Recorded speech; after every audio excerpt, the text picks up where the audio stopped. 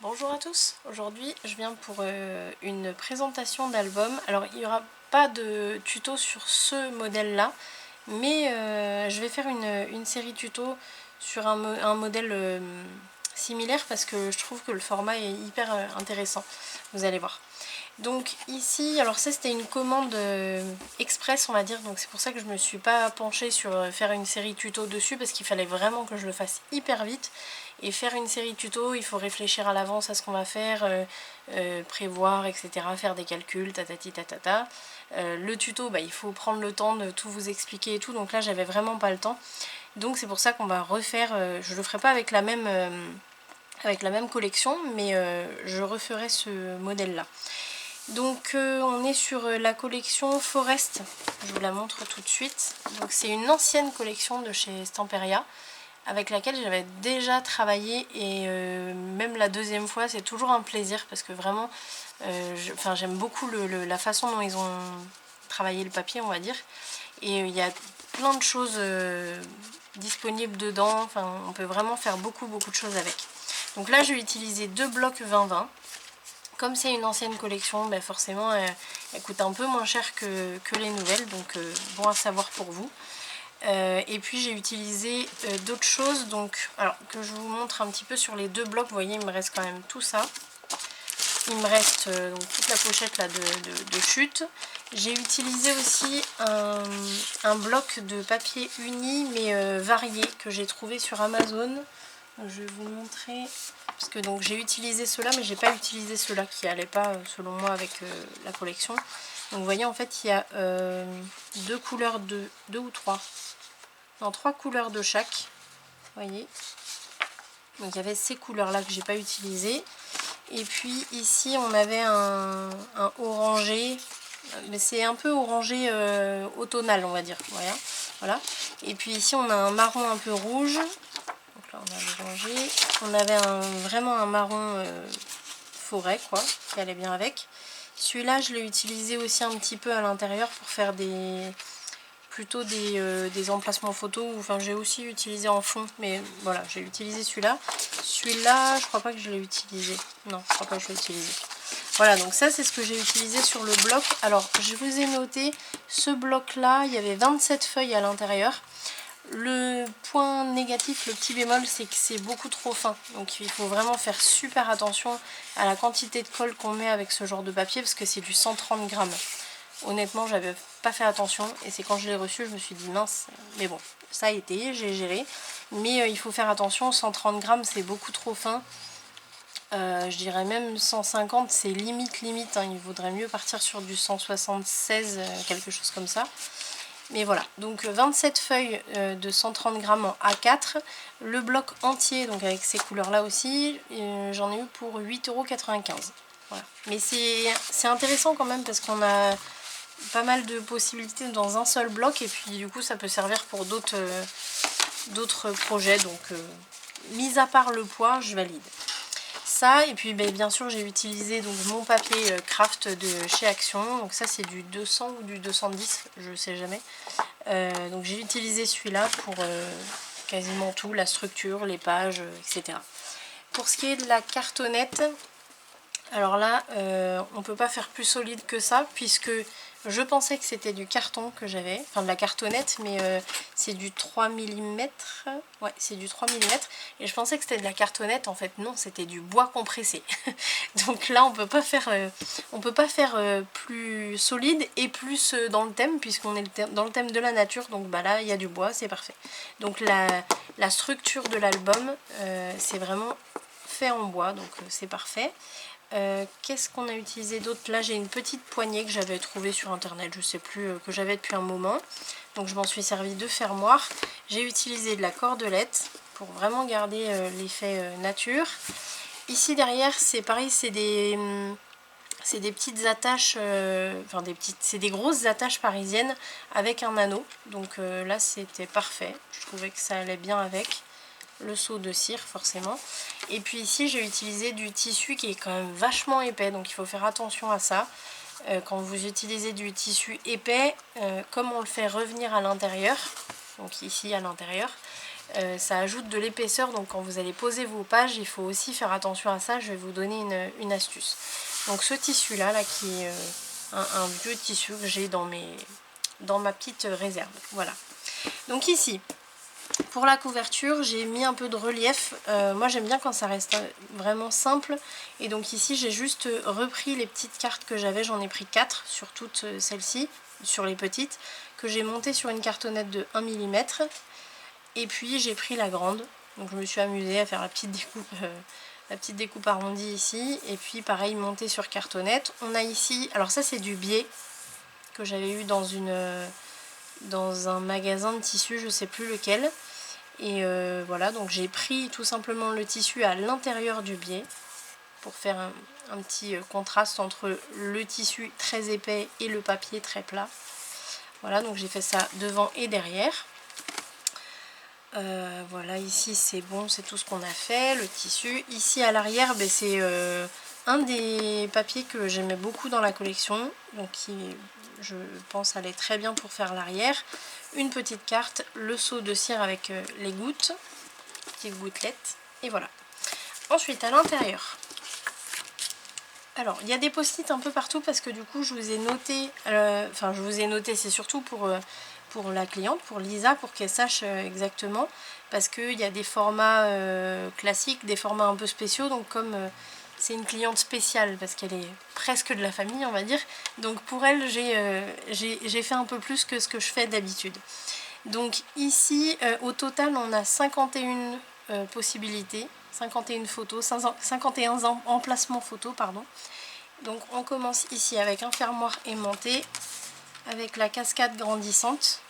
Donc ici pour ce pop-up là on a 16 emplacements photos, 4 petits emplacements et 12 grands. Donc quand je dis petits et grands, c'est des 9 par 13 ou des 10 par 15. Donc ici tout ça c'est des grands emplacements et vous voyez en fait on tire sur le premier et les autres viennent.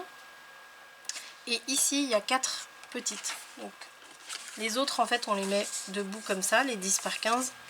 Et là où j'ai mis les 4 petites, c'est ici, on les met en format paysage.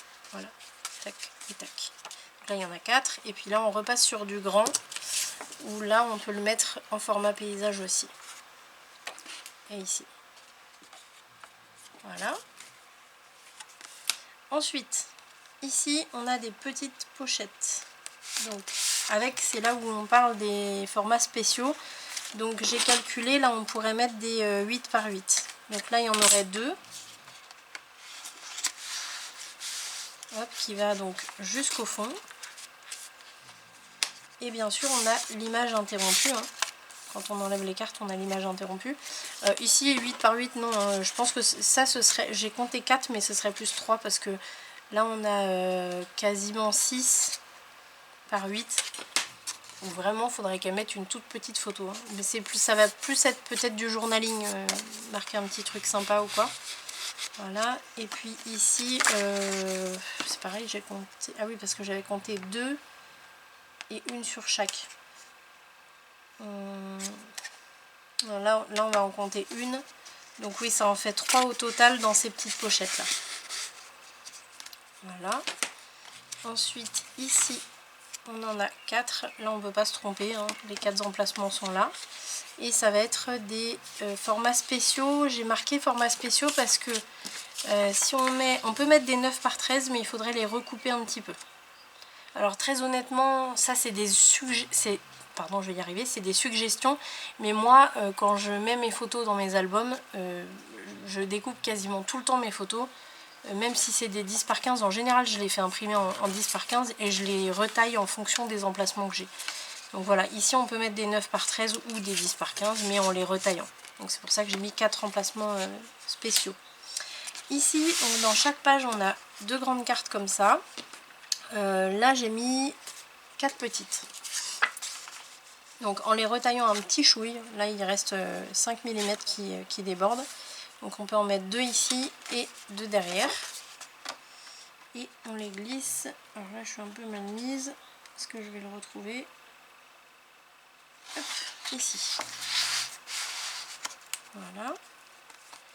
Ici on a donc j'ai mis une petite carte emplacement comme ça, mais elle n'est pas obligée de la laisser. Elle peut directement mettre une carte derrière le petit renard. Voilà, donc ça c'est une 9 par 13. Là c'est pour ça que j'ai mis 8 en comptant une petite. Bon, elle peut mettre une grande si elle veut.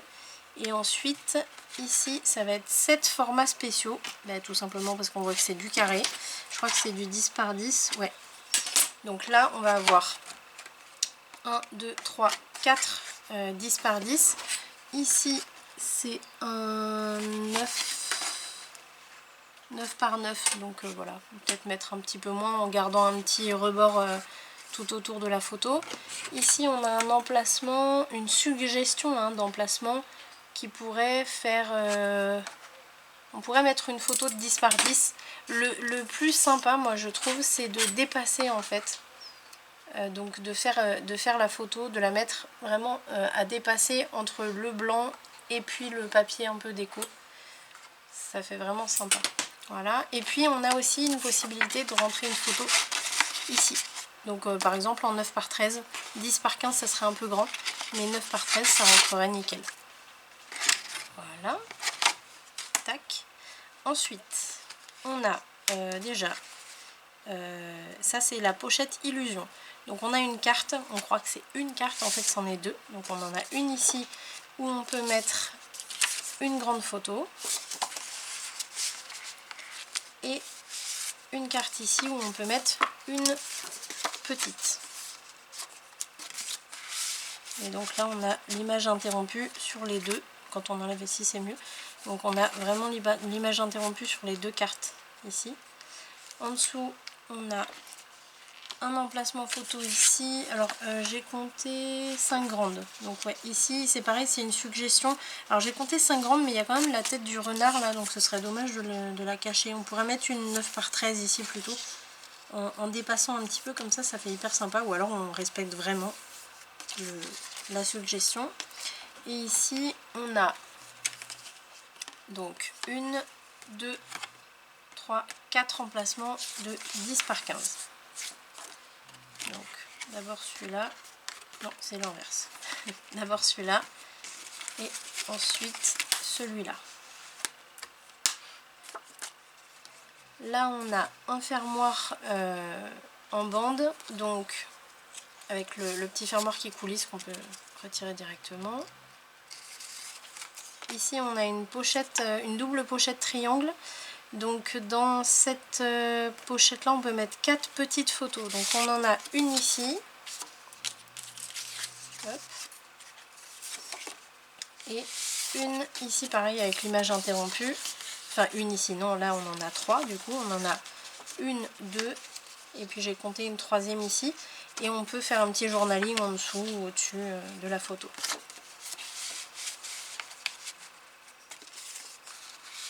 Celle-là elle va ici, devant. Et en dessous on en a 2. Donc, alors ça c'est un pop-up inédit.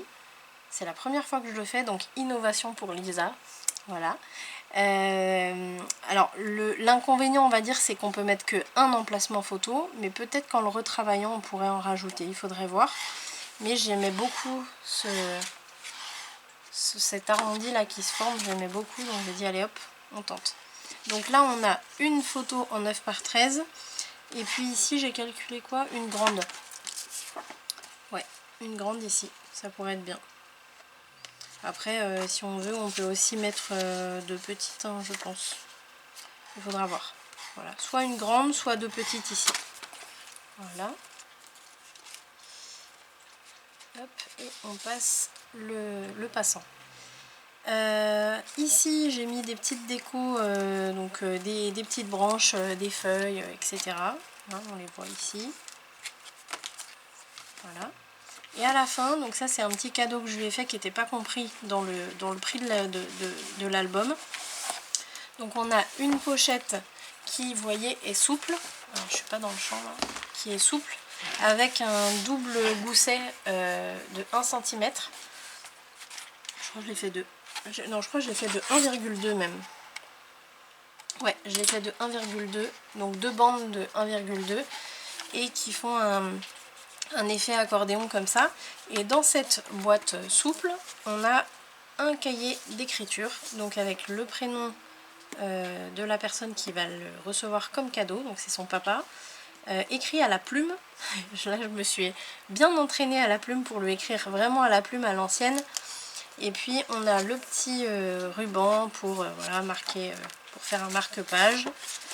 Je laisse au début. Ici je lui ai fait une petite pochette. Alors la pochette je lui ai faite principalement parce que je lui ai laissé plusieurs